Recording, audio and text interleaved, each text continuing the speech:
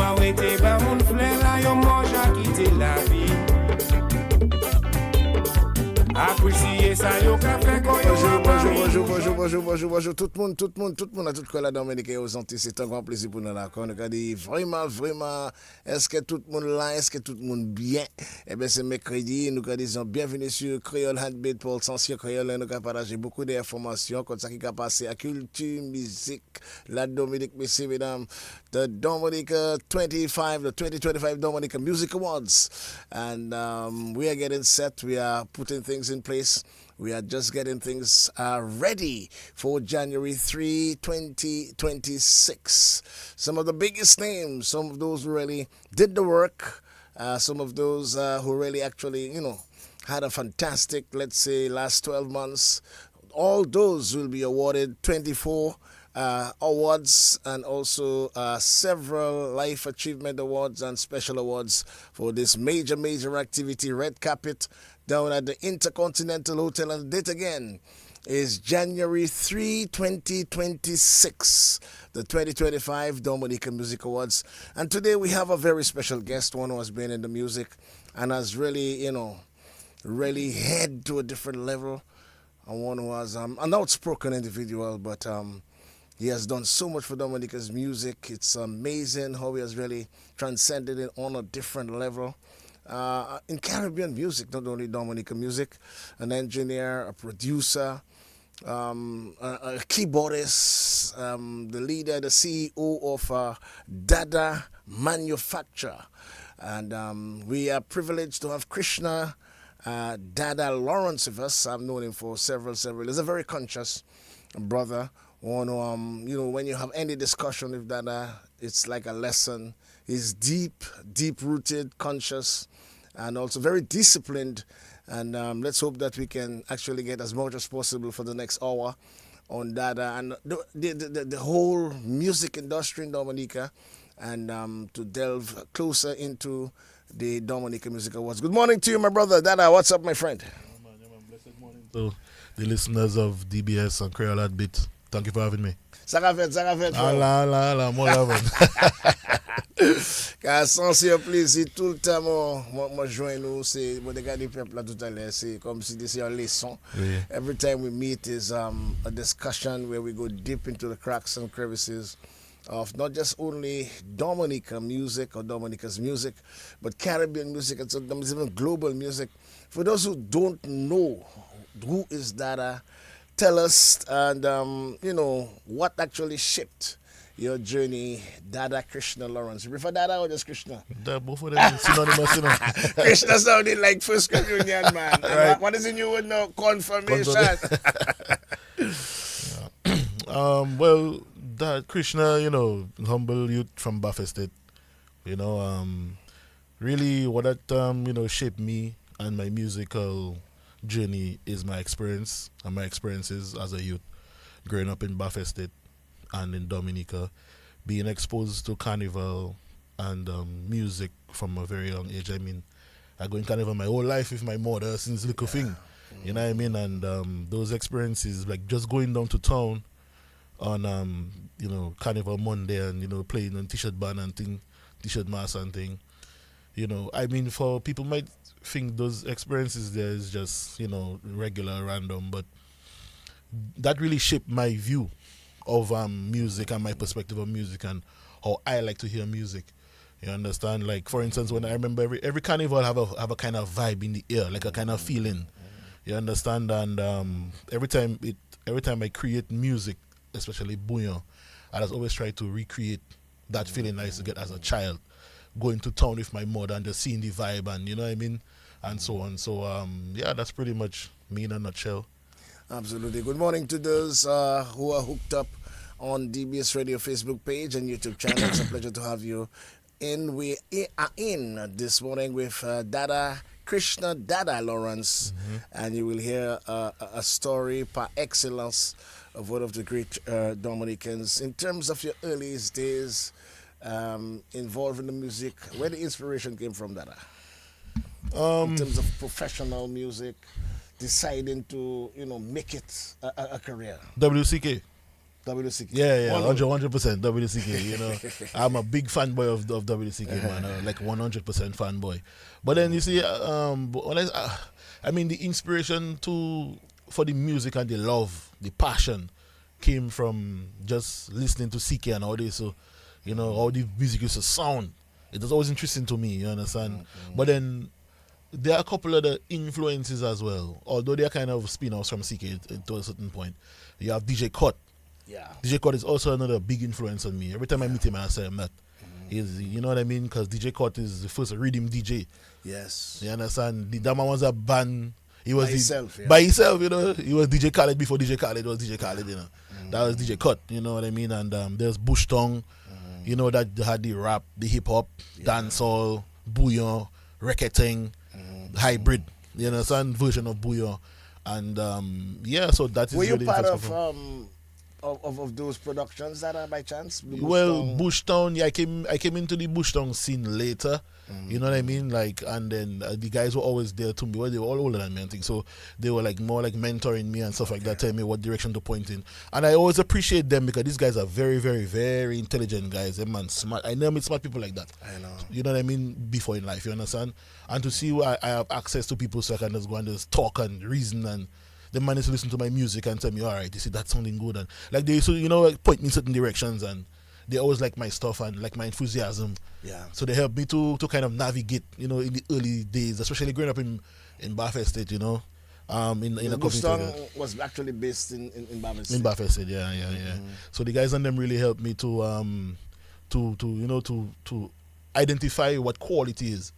You know what I mean? Because them men used to listen to some music all the time. Certain songs they be listening to, hip hop, and it's like they have reason. They're not listening for no reason. They have their keen interest in lyrics and cadence and style and pattern, and you know what I mean. So they had that on me for a long time. I said, like, okay, you know what? All right, I look for, and so that's pretty much one of the tools that them sharpening me from early.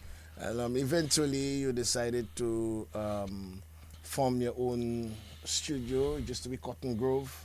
Yeah. And then it's now Dada Manufacture. Tell us the transition and what inspired you to create this particular formula. Okay, so, well, even in them time, before the whole, both of the Cotton Grove thing, that really came from me doing my little recording stuff in my room with some of my partners, Bath Estate, you know, Jolly, R.I.P., Wati, Black Boy, and stuff. We had a little crew called Nursery Crew. You understand? So we used to be doing our dancehall and our hybrid bouillon, recketing kind of thing. We did songs like Peanuts and Kalalu and 1-2, and these songs were extremely popular back in like 2006 and 7 and Soti Desan and stuff like that. We were like 16, 17 years old doing them songs, to the point where it influenced groups like Triple K, because that's where the whole transition, where me coming into the Triple K thing came from. You know what I mean? So I used to look at Triple K now as testing grounds, because Nursery Crew was like a little group. We do our little thing. We used to have a little buzz, but to me, I used to take the material and test it with Triple K, and then it just make Triple K just transform Triple K, and then Triple K is the Triple K we know. You know what I mean? So prior to that, Triple K was more or less Creole. Yeah. They call their compan. You know, they used to dabble in the bouillon, you know, they used to do things like songs like Log On and I See What If You Want. Yes. But when I reach now, it's Soti Desan, and the vibe just changed completely, man. You know what I mean? So, and that really came from us, you understand? Our influence and stuff, and then it really shifted the direction that the band was going to, and it helped Triple K become the powerhouse that it is today. So, and then, from then on, doing more recordings and stuff, and me having that interest in always becoming bigger, because I always trying to grow my thing, and I was always trying to be, you know, bigger than what, you know, people's perspective of you, perception of you, and stuff. So I used to always look at Dr. Dre and Timbaland, guys like that, and when, you know, I'm a huge fanboy of Dr. Dre. You know what I mean? So I read a lot of his in magazines, and watch when YouTube just came about, watch all the videos I could find on Dr. Dre and stuff. And you know, I used to see when he created Aftermath. So I was like, Aftermath, okay, cool. I remember my first label that we tried was Abstract, and we kind of used the same A from Dr. Dre, Aftermath, to the point where them time MySpace was the popular social media at the time. We had a MySpace account for the Abstract Inc. And we got a DM from Aftermath saying that, hey, we just copyright infringement, you carry us over thing. Wow. You know what I mean? Yeah, man. Yeah. You know what I mean? So, and then from there, I just say, you know what? I remember somebody had come and tell me, but Dada, but you from Buffett, said Cotton Grove, you come out. Let me see the Cotton Grove. I was like, that was the lane or the area. The lane, actually, Racking Street, man, under the Galba, you come out, let me think that, you know what I mean? So I was like, you're writing us. I just say, you know what? I was living with Cotton Grove Studios for a while, and but I wanted to separate the Dada from Cotton Grove Studio. Studio is studio, and Dada is Dada. You understand what I'm saying? So I was going to maintain. So are they two different entities? Yes, at the time. At they the were. time. Yeah. But it's now one. Yeah, because right now, I mean, the studio, I don't really pursue the studio life like before, to the point of like having a recording studio where everybody will come and record. We do all sorts of music. You know what I mean? Right now, there's just really about my productions, about me. So if I have to record, I record and whatever, you understand? But so I don't see the need. What exactly is Dada Manufacture? Dada Manufacture is the factory. Dada is the factory. So Dada Manufacture, yeah, that's what it is. It's a factory for music. So that's why the studio and Dada have become synonymous. Right now. You understand? So yeah, that's what it is. What stage did you actually feel things were turning around for you, Dada? At what point you felt that, boy, it looked like this thing is going to get serious. I'm getting my big chance now. I mean, from the very beginning, because I never had a dull spell in music. Ever since I came in on the game, I was like 15 years old. And ever since my thing on them hot, is Booyah, my rhythm, and them was always playing on radio. I remember when DJ Quick used to be on the radio on Kyrie and stuff. Yeah, he used to, if you hear Quick playing rhythms, it's my rhythms he used to have, because he always used to, I used to give him rhythms a lot, so and stuff. He always used to big me up and stuff like that, You see, I'll tell you something about me, I'm a person very strategic since I'm a youth. So I know that, okay, you know what, I'm producing music. How do I get my music out there? You understand? Nobody don't talk to me because nobody don't know me. I have to find a way now to get people interested in who that youth man is from Buffett State. You understand? So I say, okay, you know what? I know I can make my rhythms, they're sounding good to me. When I compare them next to the rhythms of the day, they were sounding good, and in some cases they were sounding better. You understand? So I say, okay, you know what? But still, nobody don't gonna trust you like that. You understand? And so on. So I say, you know what? I have to create that. I have to create the opportunity. I have to make it happen, in a sense, so like indirectly. So you're putting things in place so that the opportunity can happen. You understand? They always say that the formula for success is when opportunity meets preparation. Absolutely. You understand? So I love that. Right. So that's how I do see it. You understand? So I say, okay, nobody can come to you just so I'm going to create the odds. I can put the odds in my favor then. I can play the odds, right? So I give quick rhythm and all them what's his name? That DJ guy he spoke by Belfast Estate, man. I forgot his name. He used to be on Q. Anyways, I used to give him rhythm. I used to give enough DJ rhythm, and they used to spin it to the point where now, and the buzz had happened in the Dada and thing, and then also at the same time, there's a new circuit thing going on, and then the triplicate thing going on, and then we start doing lives, and then everywhere you go is me say, wait, Dada, this. Even when I started recording ads for Maggie, when Maggie had Max Promo doing his shows and stuff like that. In the beginning of the ads, you did Dada run the show.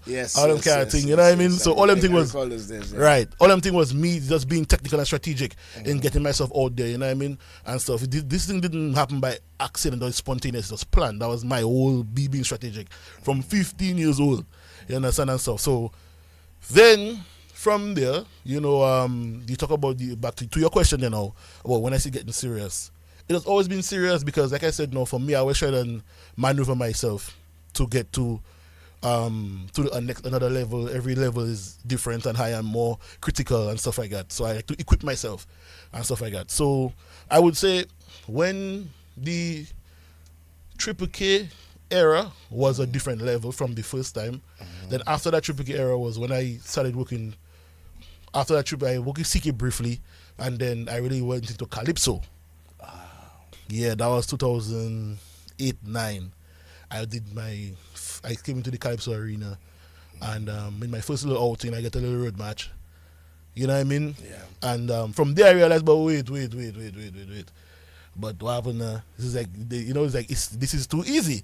You understand? It's not because I feel like the other people can't do it or whatever. It's just that I feel like it's like there's the understanding and the levels of it. I don't read how the music set up already and what I need to do to focus. Them time there, I used to partner a lot on Cornell. What Cornell used to be doing with his Calypsos, because in my opinion, I always felt like Cornell had the best sound. Yeah. in the country. So I wanted to mimic Connell's sound a lot. Yeah. You understand? And that helped me now to develop really fast and, produce a number of calypsos. And then into the calypso thing. Yes. Working with Harry, but because of you. Alibot, yes, man. I remember working with Harry because of you. I'm long tongue. Even before we did Long Tongue, we had the first one, Yonde Paka, Yonde Twaka Set, Moonlight Pasep. Oh, yes. Remember that song? Oh, boy, you're mad. Yeah, man. That's the first song we did. Was that before the reading when he had Falsia or something like that? Yeah, that was before Falsia and them things. That was before Falsia. Yeah, because Falsia came along the time when we did Long Tongue. Long Tongue. And Long Tongue was like, 2013. Okay, great. Yeah, and them time they, we rampage. I started working with Midnight Groovers in 2010 as well. I recall that. You actually played with them, toured with them. Yeah, toured with them a few times and produced an album for Midnight Groovers. So here was it that you started off more or less with Bouillon? Yes. And experimented with the Bouillon. Yeah. Different types, hybrid, cross-fertilization. And then you move across to expand into Calypso. Yeah. And then Cadence Calypso with, who else but Midnight Groovers, a distinct sound, different type of sound. You, by that time now, your name was really synonymous with quality and good music. At what point you start getting original? See, no, just to go back on that, it wasn't easier because I know I'm speaking about it now. We're like, but it wasn't easy. It was very difficult because people, I'll tell you what, in the bouillon, for me, I felt like I had mastered bouillon. You understand? I know all of the sound of it. I know in and out. I know everything about it. I mastered bouillon, so I did a new challenge. So I ended up in Calypso. To me, Calypso was, and them time bouillon wasn't as respected. Yeah. Bouillon was popular, but it wasn't to me Calypso, not to me, but generally in Dominica, Calypso is the big thing. Yes. In the country, right? So I feel like I need to go in there and make a statement. Yeah. So I end up in there and doing stuff. I working from Prosper, doing songs like Madam Nick. I work with all of the mass camp artists and some of Stardom, Hunter, and stuff like that.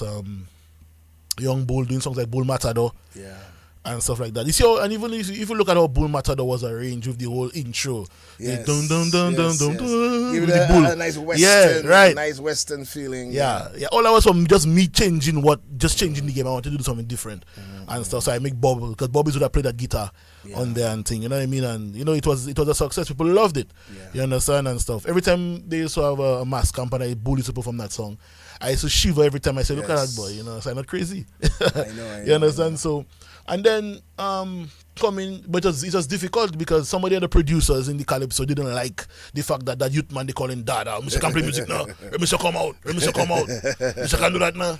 You know what I mean? And man fighting you came out with a different sound. Oh yeah. And it was competitive with what was available. Yeah, but them men didn't want to compete. You see, that's the thing. In my mind, competition is important, and I want to compete with everybody and anybody. I compete with them. But to them, they were so. Wanted the monopoly. Yeah, but I come and break that. I smash that, man. Yeah, man. Anybody that's a fact. Smash the monopoly, man. I love that. Yeah, I smash the monopoly music in Dominica, not just in Calypso, in Dominica. Because when I came on the scene, it's once the people are everything. And I showed them that I can do it without them, and it happened. Yes. And ever since then, now it's like, but how much other studios? Everybody, this one is a producer, that one is a producer, because of what I was doing. Before me, nobody was doing that. Everybody was on the same one side, right? So it's not a cockiness; it's just the truth. But you also worked quite a bit with Ika.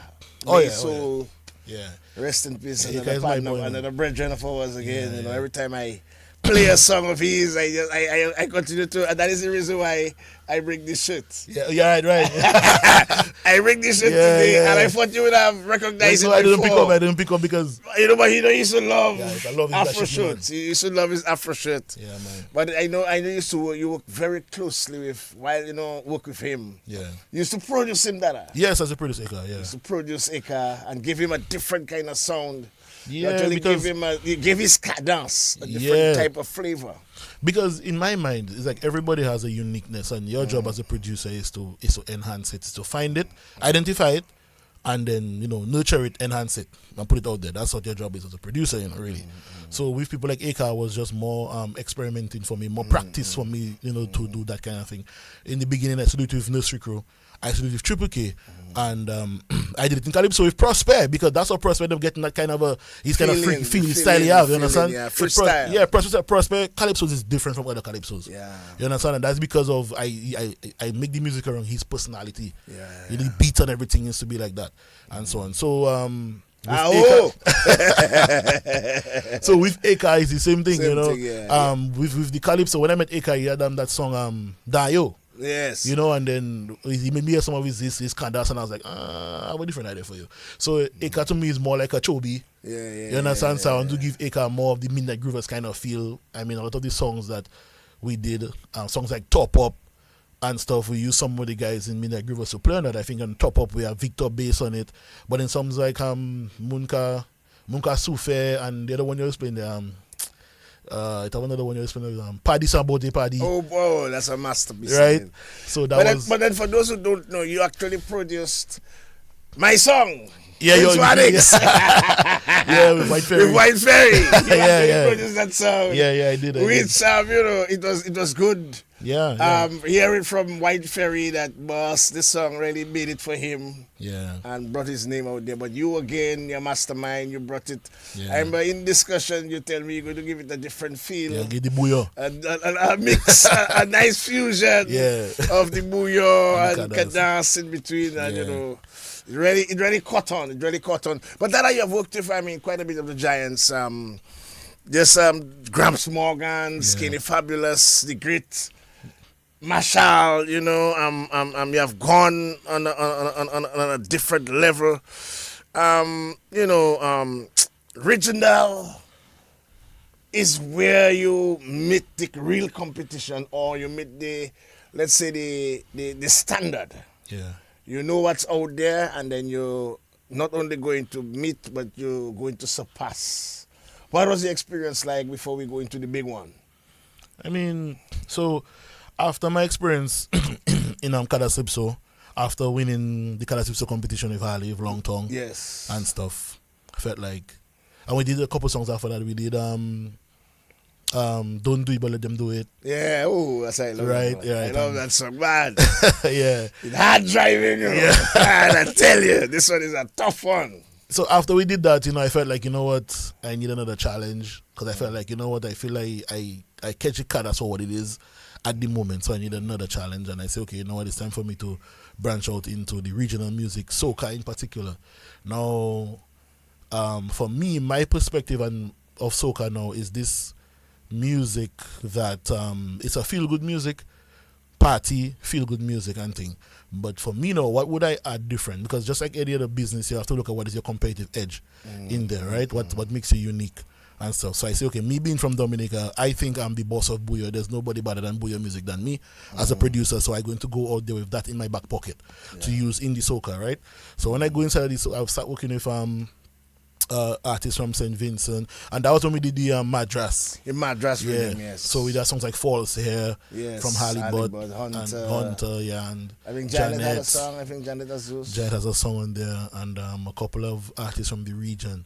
As a matter of fact, that was the first time you actually incorporated the regional artists. Yeah, my first project. Into productions. Yeah, and that was the same rhythm that Gramps Morgan. Yes. Came on as well. Yes. You know what I mean? So, and it's so ironic because I didn't reach out to Gramps. Gramps reached out to me. Wow. To do that. When he heard the rhythm. He heard the rhythm play on the radio.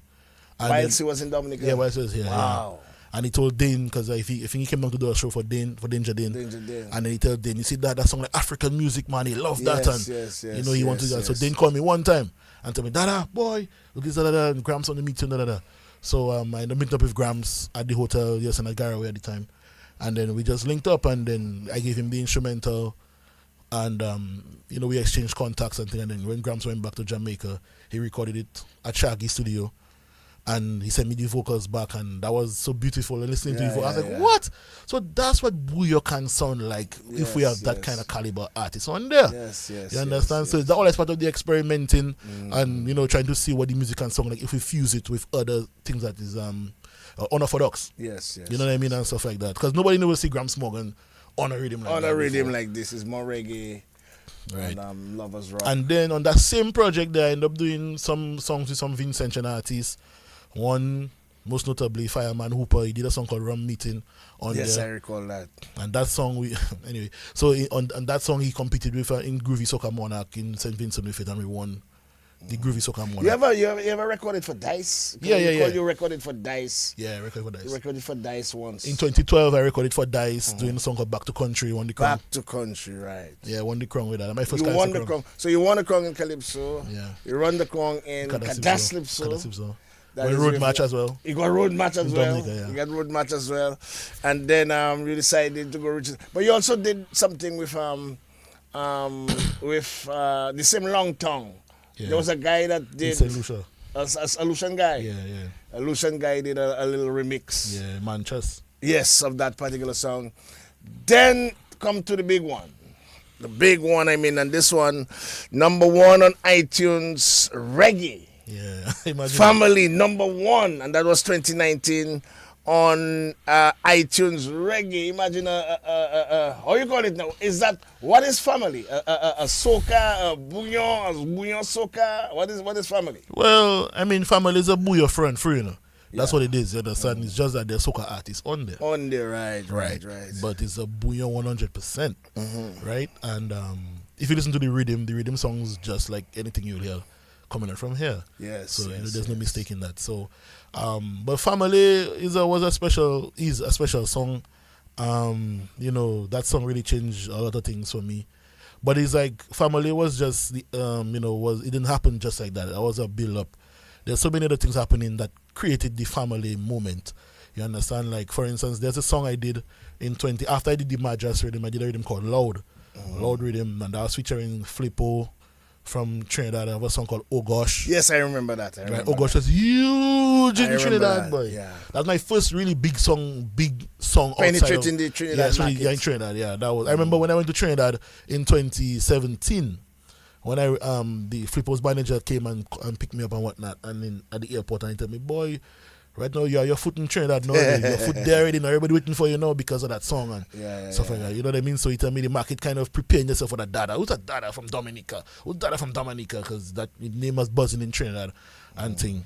And then over time, building my real estate in the industry regionally, you start meeting more people. I did a rhythm called Gallus Rhythm, and then again meeting people and stuff, featuring guys like Lyrical, Father Fox, and have building my regional reputation and like I say, real estate. Yeah, brand. My brand. You know what I mean and stuff. So and that rhythm kind of created more opportunity. The rhythm wasn't that big, but it was an important rhythm strategically because it put me in other places to do more stuff. You understand? And then from there, And then it exposed your skill, your talent. yeah. The name resonated in the region. Oh yeah, because when I met Marshall, when we did family, Marshall first conversation with me was saying me, Dada boy, finally get to meet you, boy. That's why he said he finally get to meet me. Because you have been hearing the name, and finally he got to meet you. He met you here or in TNT? In Trinidad. In Trinidad, yeah. Yeah, in person. In person. Yeah, and then he told me finally get to meet me no, he came here. I met him here when he came to the video. Yeah. Was when I met him here, but in Trinidad is when we really had that intimate conversation. Yeah. And then he told me finally get, and he's taking so long. He paying attention to my music for years. I was like, what? For years? You know what I mean? Imagine Marshall paying attention to your music and you were unaware of that. Yeah, exactly. But I always knew that at some point that it would have happened because I was seeing the kind of I was seeing the feedback I was getting and the kind of moves I was making was unprecedented, man. You understand in the music. So yeah, so family came in and just changed the game and opened the doors, kicked down the door. You know what I mean? And it really created. That was one of the main pillars or one of the main driving forces behind the success that Booyah is having today. It's family. Family just stamp that Booyah, klaxon, that's it. You know what I mean? Like soca. Yeah, the soca, but there's this thing. See, Bouillon, a Bouillon song winning road match in Trinidad and Tobago. Unprecedented. Yeah, you know, Never heard of. Historic. Possibly never dreamt of. Yeah, but this song, when I really found out, it actually made it to number one and dethroned Three Little Birds by Bob Marley. I said, and it wasn't Me from Shaggy.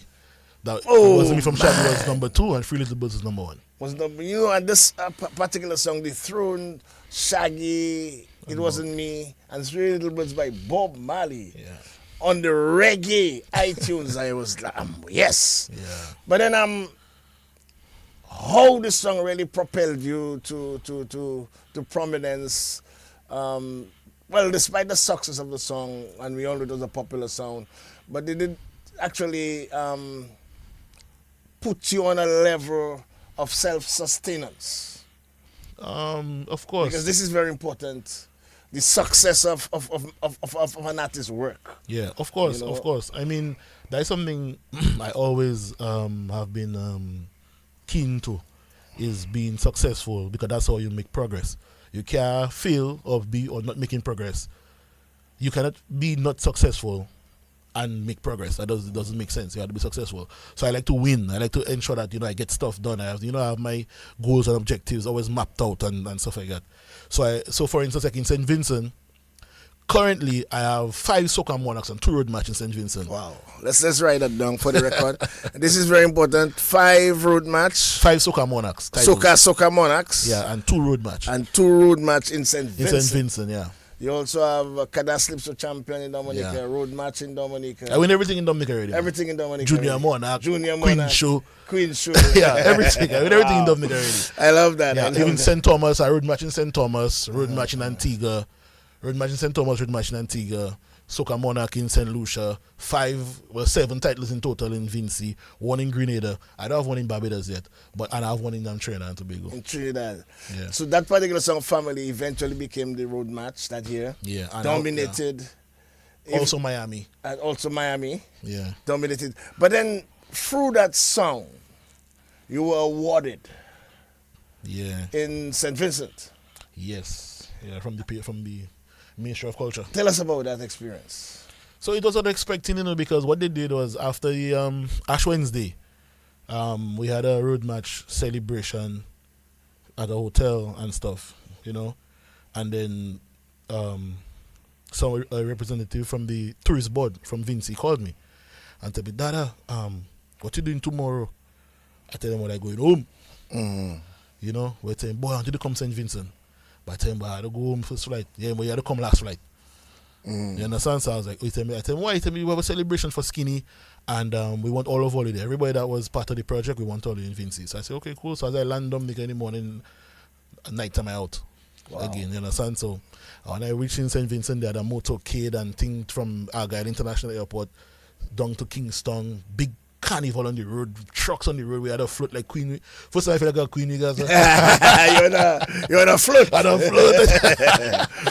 And I mean, but this is how you celebrate or triumph, victory. Yeah.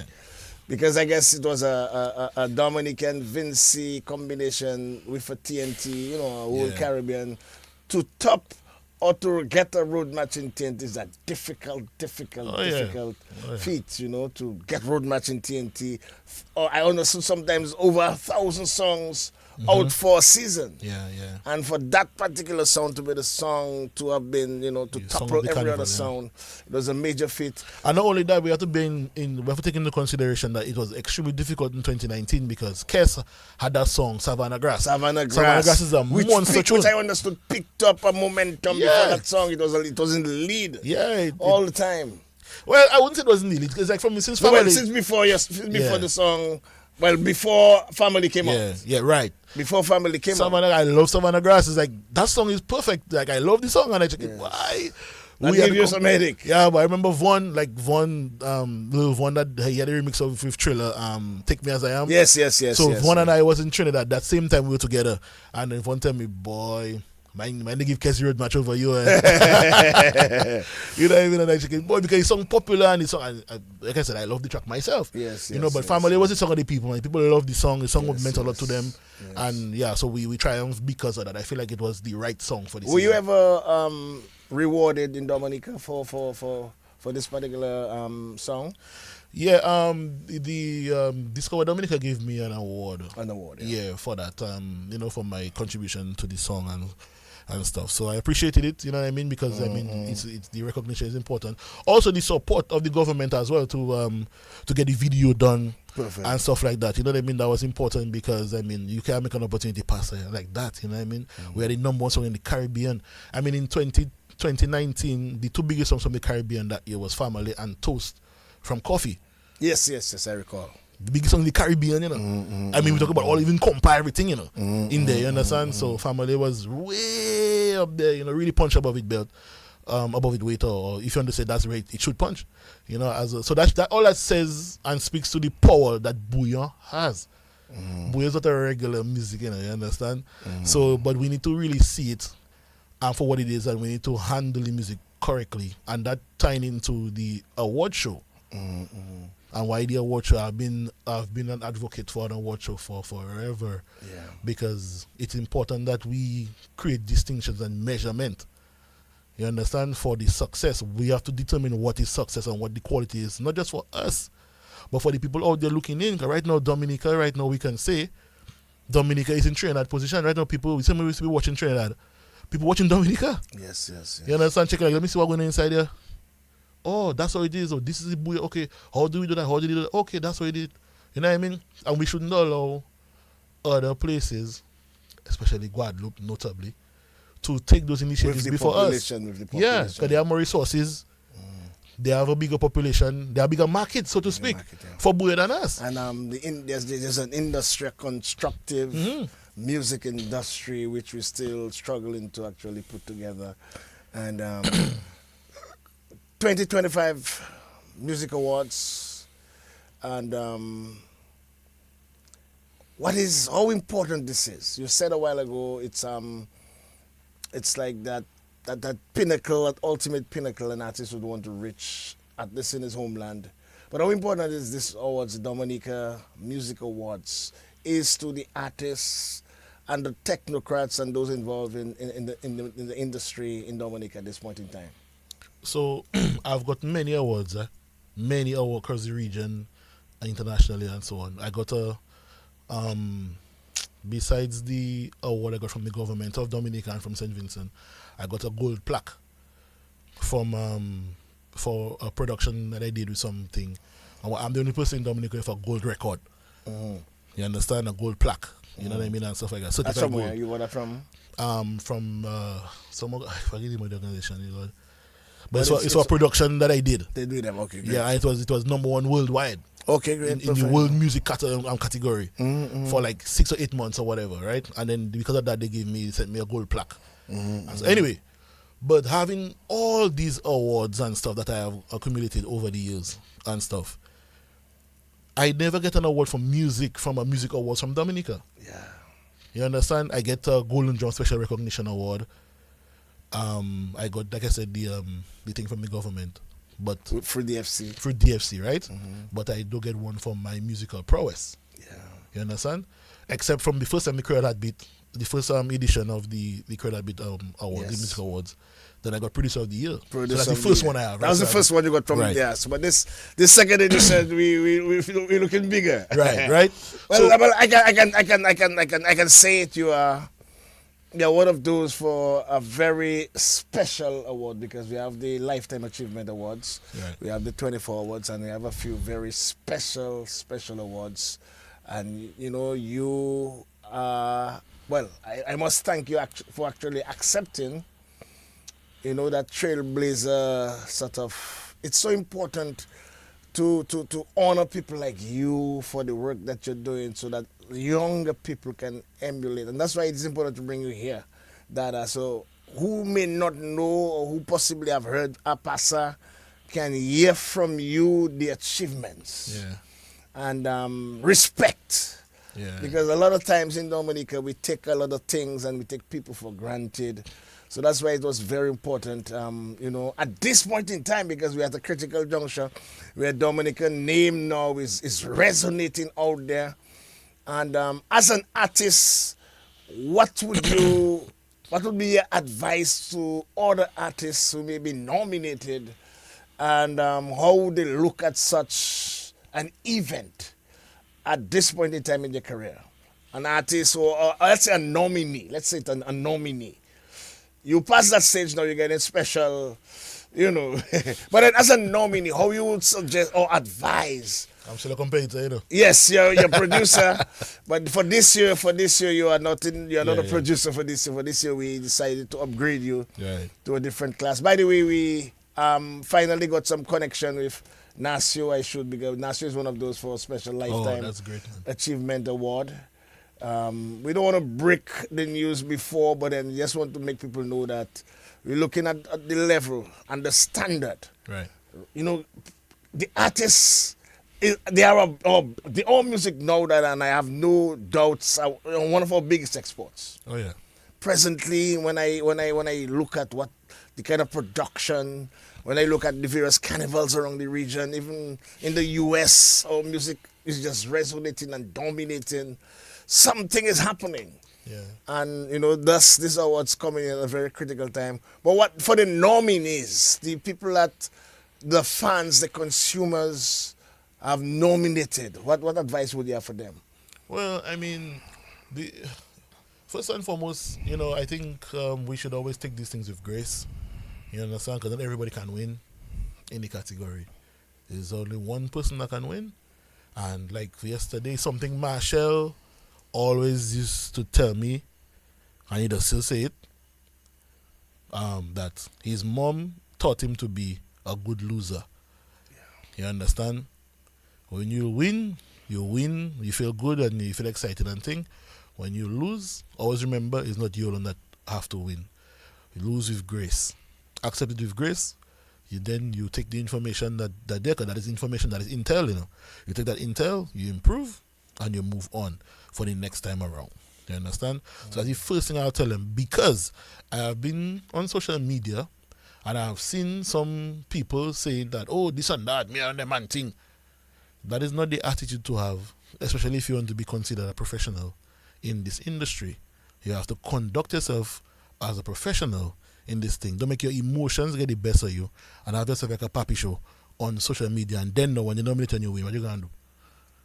How stupid you're looking, right? So we have to calm ourselves sometimes, understand that everybody can win. If you don't win, doesn't mean it's the end of the world. It just means somebody else is better than you. So you take it with grace. And not only someone else is better than you, but then you are part of an elite group. Let's say you are in the final 3, 4. You are part of an elite for the year, and possibly this could be an impetus to get you to work harder. Yeah. To continue to produce. Allow your creativity to move to the fore.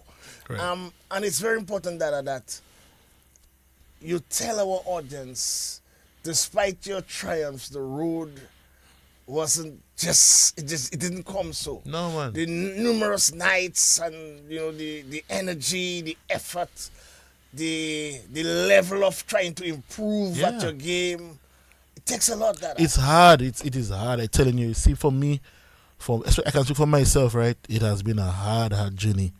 But it's because of my determination and my intelligence, my will to succeed and to win is why I always end up winning.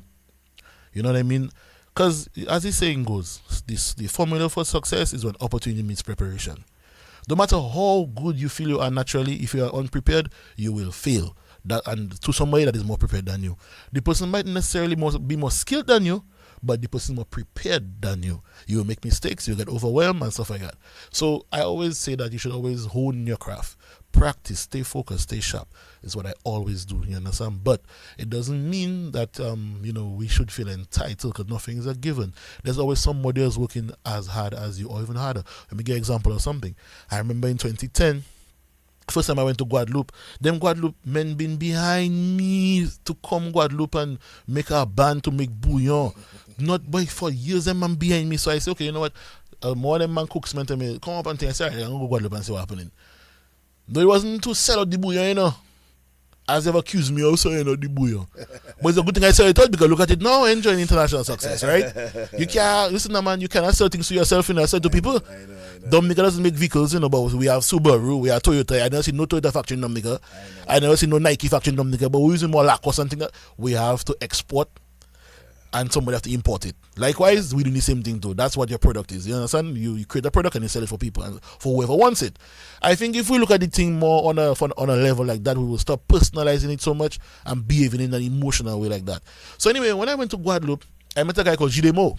Yeah. They brought me to Gidemo studio in town in Pointe-à-Pitre.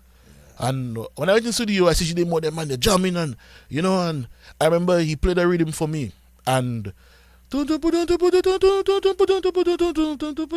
said, what? That's okay, boss la. Okay, boss la. Kishan to the rhythm la. I said, shh. I watching them man come over there. I say, boy.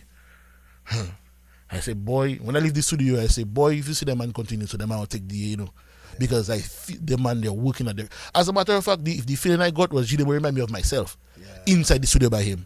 And I was like, see the kind of energy Gidemo put inside of that, he gonna get something out of it. Yes. And that rhythm was the rhythm for Asa Banton to do something crazy. Yes. You understand? That was long before Asa sang that song. Yeah. You understand? So it's just to show you. I did something with that Right. rhythm Right. also. Them time the I wasn't even the way never checking for Ed. You know what I mean? Just to show you how long ago it was. That's 2010. Right? And to see, and then all that helped with the development of the music and stuff. The point is, there are other people that are patronizing and practicing our thing. You understand? So that's why it's important now that we pay attention, we stay sharp, we stay focused, and we compete respectfully. And because the market is wide and the music is growing, the bigger the music gets, the more critically going to be for us, the more people are going to be, the more we're going to have more competition. We're going to have better quality artists, producers, all kind of engineers, all kind of things going to come in there. It's going to be a much more challenging fit than how it is right now. And because the music right now is much more challenging now than it was 10 years ago, because a lot more better talented people are involved in the music now than 10 years ago, right? So what else happened 10 years ago? So all of the guys, the bands and the artists that used to get away with singing certain kind of thing before, it passa right now. No, it passa. That how important is the music business, copyrights, publishing, management for young creatives people. They are like, I mean, we have legions of young artists. But how important is understanding the music business is, you know, when you get yourself involved on that journey. So again, I can speak from my experiences. When I went to Guadeloupe, the same time when I went by Gidemo, one of my objectives of going to Guadeloupe was going to register with SACEM. Yeah. And I remember having them time I was song with Dali called Big Things Popping, right? So so anyway, so I said, okay, I have enough material at my project with Triple and all things like that. So I'm going to register them thing and become a member of SACEM. When I went to the office in Jawi, you know, I went to the office and the supervisor came and sat down with me and told me, okay, you know, to get registered, you need this, that. Then I realized that all of the songs that I came with, the only song that I was eligible to register was the one with Dali, and all them other songs I couldn't do nothing with it.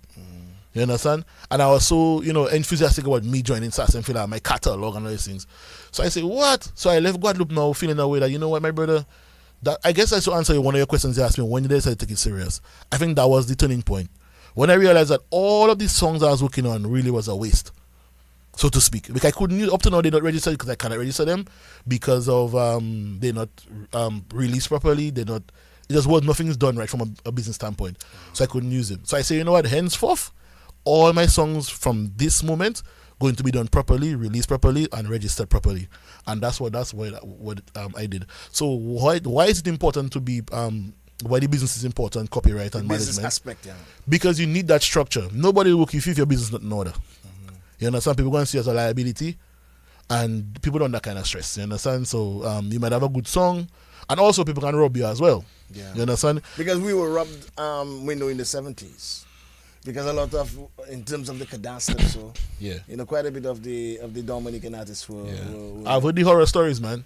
I've heard the horror stories. But then you see, sometimes some people have to be these sacrificial lambs, so that we cannot continue to make the same mistakes over and over. And I think now it's a critical time for us to embrace the business aspect, Yeah.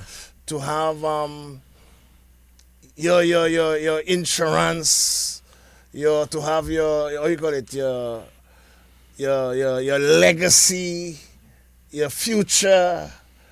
You know, that is what the business is all about now. Yeah. And it's so critical when as a matter of fact, we didn't even acknowledge two greats going to the wild beyond. And I was just about to talk about one of those, which is Dadu Pasque, the maestro behind the Magnum band. Right. And I mean, I will do a tribute on Friday, but I really felt down because he was part of the first World Creole Music Festival. And sadly, I didn't hear anything in Dominica on any news of the passing of Dada Pasque, one of the greatest Haitian musicians ever, and the leader and singer of Magnum Band. Likewise, I heard very little of a global phenomenon as Jimmy Cliff. Yes, on social media, but I didn't quite hear how the news media captured it in Dominica. And I believe this augurs well. But then when you listen and you look at their past, they were focused. These are two gentlemen. They were focused, and they knew what they wanted. And the beautiful thing about Magnum Band, they created their own style of compa. You don't have to hear this. You just have to hear the music, and you know it's Magnum Band. Right. And that is one of the things Dadu, who actually used to play Tabo Combo, is respected for. Creating your own style, Dada. Yeah. And that is where you feel the difference is for Dada manufacture. Yeah, because it's important that we get things right, you know, because we don't have a lot of time in this game. You know, we don't have a lot of time. I mean, see how life is, you know. As the saying goes, life is short. Although it's not really short, depending on how you live it, you know.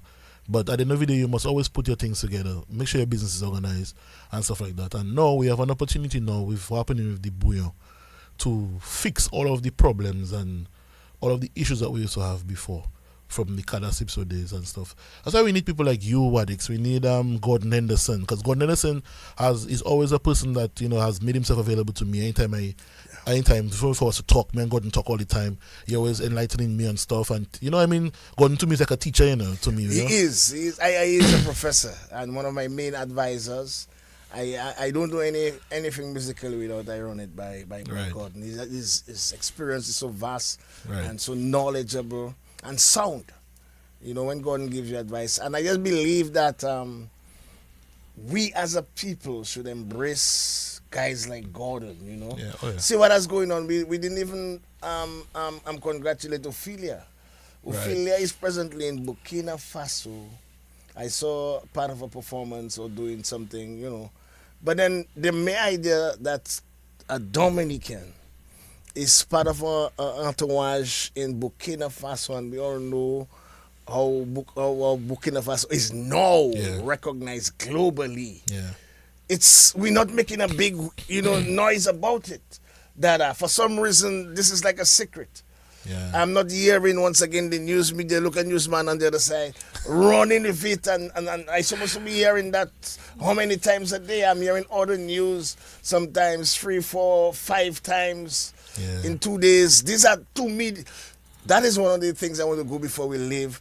Is the musician or people connected to music respected enough, or you feel that there's room for improvement, and to acknowledge the work that the musician is doing, and technocrats and people involved in the music industry, and to make the playing field more palatable.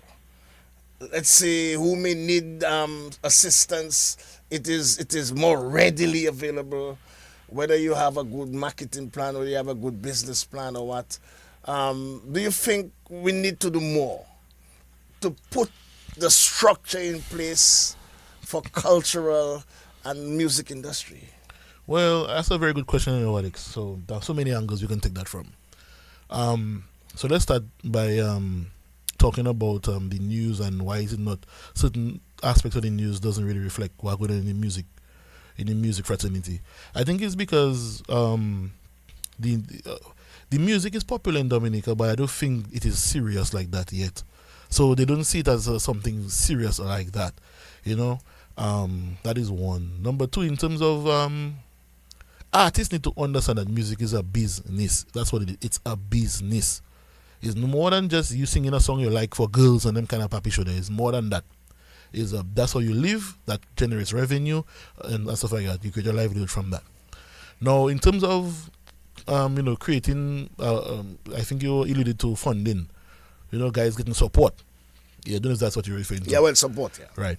So in that kind of way, it comes back to the business, because if there shouldn't be any special kind of fund. I want to tell you the angle I'm looking at. Okay. For instance, after Maria, we saw that the farmers were getting assistance. We saw the fisher folk were getting boats and machines. And one of the things that we always take for granted, what is left of us is our creativity, our creative juices, our resilience. We can't be resilient in the air. We are the people that are being resilient, and yet still with a very little. We're not talking just governmental. We're talking about private sector also.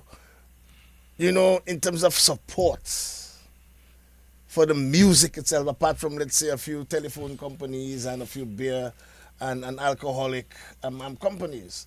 Why aren't the other businesses who use music during their infomercials, during the carnivals and the high point, accept that this is a business also and treat it that way?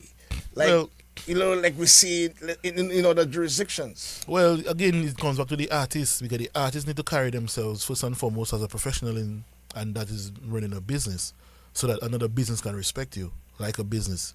If you don't carry yourself as a business entity, like Jay-Z, I always quoting Jay-Z, right? Because I think Jay-Z is that's my philosopher. Jay-Z said, "I'm not a businessman, I'm a businessman." You understand? So that's what he meant. He is a business. So you cannot approach. There's no way you can be so insane to go and approach Jay-Z like he's a dog you're talking to. You wouldn't even get to see Jay-Z at all. You understand? So it goes back to the same thing with our artists here. They need to carry themselves properly, treat it as a business, and then other businesses respect you as a business. So a business entity in Dominica cannot come and utilize my music how they want. It's impossible, because they have to respect my business, respect me as an artist, first and foremost, respect my business and deal with me through the proper channels. However, I have heard things where some businesses and especially promoters have approached some artists asking them to be on a show or whatever, and when the artists tell them they have a manager, they say, "What the hell you tell a manager? Excuse my French. What you tell a manager for?" So they don't even want to respect you. You get what I'm saying? So, but at the end of the day, if somebody approach you that way, you turn them down. No, but then you see, that is where education is going to come in. And as a unionist or former unionist, it is the same sort of scenario at business places. Right. Once you talk about unionism, it's like all of a sudden the employer start to feel that, some policing going to be taking place in this business and people are going to start to strike. And it doesn't really necessarily mean that. Right. Because the employee has rights. The musician has rights. Yes. And there are legislations on the books to protect some of those rights. But then, like you said, the onus is on the musician himself to upgrade his game, educate his game, put himself in a particular standard that he can be respected. Then possibly to education, seminars. I don't believe that we do enough educating ourselves. For some reason, yes, the internet, yes, social media. Social media gives you one-sided most times, and sometimes is the sensationalism, and sometimes not the facts. Yeah. So we have a hype for the sensationalism and not the hardcore information that is going to actually get us to be more knowledgeable and to live and to operate in a better way. Lastly, because our time is out, standards. In Dominica, there's a Bureau of Standards for everything else. But then let's say music standards. Do you think that we should be looking in that direction to enhance our image in as much the production and the productivity level is higher now, that we should be looking at standards for music. And I refer to quality. I still feel our output is a little inferior to, let's say, the a lot of the Creole music I hear, even a lot of the soca I hear. Yes, we are getting better, but then I still believe a lot of the bouillon is a little noisy. I'm not sure if it's because of the type of music that you may be able to explain that you're a music engineer, or we need to educate ourselves more, or get trained or better trained to reach that level. Yeah. And I felt it again, not only the recording, but also the output at the festival. Yeah, I mean, so yeah, concerning the standard, that's important, especially now already. Bouya music has really gone beyond Dominica. Bouya music is a international phenomenon right now. I mean, Bouya music is arguably, I'd have to say arguably, is the biggest music from the Caribbean right now. Bouya is trending everywhere, including Africa, right? So because of that, it makes things different. It's not just about Roseau anymore. Right now we should be looking at Grammys and them kind of thing. You know what I mean? In order for us to get on the Grammys and stuff like that, then we need to standard quality control is important. You understand? It's nice to have a popular song in Dominica, but when you have a song that is nominated for a Grammy, you know what I mean? We're talking about international recognized. That's the biggest music award show for music in the world. You know, it's the Grammys. You understand? And Bouya music has the potential of being there. And I was talking to somebody one day, and I was saying them that I think Bouya has the potential to do things that soca wasn't able to do. You understand? Because Bouya, the sound of Bouya is different. I think Bouya music is reaching people in a different way from soca. Soca is heavily situated around Carnival because of the origin of it, right? Now Bouya now, yes, it is expressed during Carnival, but it's not only about Carnival. So because of that, now we have a wider market, music market outlet. You understand, and stuff like that. So having said all of that kind of thing, the standard is important. However, how do you apply standards? Because music is like a free for all. You cannot go and tell people don't sing that. You know what I mean? No, you can't tell people do not sing that, but then that is where I mentioned education. Yeah. If in case people understand that export, like bananas, you need a particular level to be shipped. But here the issue is education. You can't tell a man what to bring out. But then if you continue to the education part of it, that we're sending stuff overseas, we're exporting stuff, and let us try our best to send our best quality. I agree. To represent Dominica. I agree, because for instance, you have the Caribbean Music Awards in New York, right? And Dominica has been heavily represented with Ridge getting 2 awards there for 2 years in a row, getting Bouya Artist of the Year, and Asa got People's Choice. I don't think people understand the magnitude of that award Asa got in People's Choice. Because for Asa to get People's Choice in a short list with Shensia, Dexter Daps, and these kind of artists, and Asa Bantan getting People's Choice over them, that says a lot in Patrice was also that says a lot in, you understand, and stuff. So the game is clearly different now. Bouya is dominant right now. So now is the time that we have to establish things. So the Bureau of Standards I think we need to have a conversation with the Bureau of Standards, and let me come to an understanding as to how we can work with each other, because they're going to need to work with people like myself, you understand, to ensure that there's a certain quality that we should try to emulate. You know, I believe in criteria set. I mean, yes, we will always have some stuff that fall in before because even for the bananas fellas farmers who doing all kind of substandard stuff in the industry. But if we're striving for standards, and we are looking at the case study of, let's say, the finest studios, this is our best quality, and let us all raise the bar towards our finest quality. So when that goes out there, quality, because I believe quality is critical in any product. And we know about manufacturing any other product we use, how quality is important. What I can say, likewise music, because we consume it. What I can say is that we should keep an open ear, Because I agree with you 100% about the quality control. I agree. The engineering has been an issue during the festival. When all the foreign bands come in, they're singing like this. When all local bands come in, they're singing like that. It's like, what is the problem? Same equipment. Hey, what is going on? You know what I mean? So all these things that needs to be addressed. Although this year was kind of okay. This year was better. It was closer. It was much better. Yeah, it was better. That's the best I think I've heard Dominican engineering. Yeah. In the last several years. But we need to pay attention in the next weeks and months to the kind of music that can be released. Well, yeah, I'm going to keep my ear glued because there's a particular expectation that you kind of anticipating the bar to be even raised higher based on what has been produced, let's say, for the last 18 months. And that's going to either make or break or solidify our position in the Caribbean space as truly a number one force to be reckoned with. What we produce in the next month or two. I can say this, right?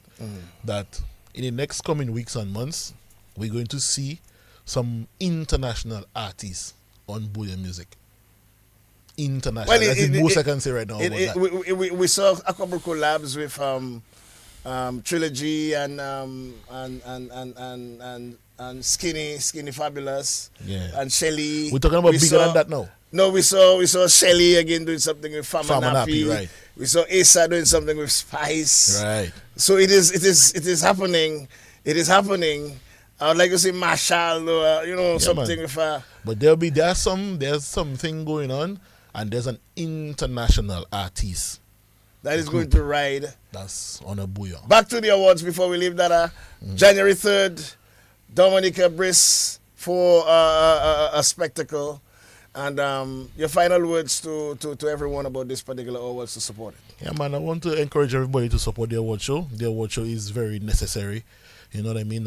It's young as well, so we all have to help in the development of the award show. It will not be perfect. There are kinks that needs to be ironed out, but that can only happen with time and experience. You know what I mean?